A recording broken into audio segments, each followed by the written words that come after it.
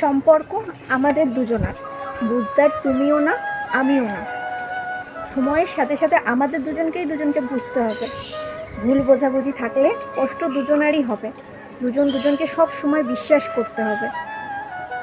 ভুল দুজনার থেকেই হবে, তোমার থেকেও ভুল হতে পারে, আমার থেকেও ভুল হতে পারে, কিন্তু দুজন দুজনকে ক্ষমা করে দিতে হবে। অনেক সময় এরকম হবে একে অপরের জন্য সময় থাকবে না, কিন্তু যদি দরকার পড়ে তাহলে দুজনকেই দুজনের জন্য সময় বার করতে হবে। তোমাকেও আমায় সময় দিতে হবে, আমাকেও তোমায় সময় দিতে হবে।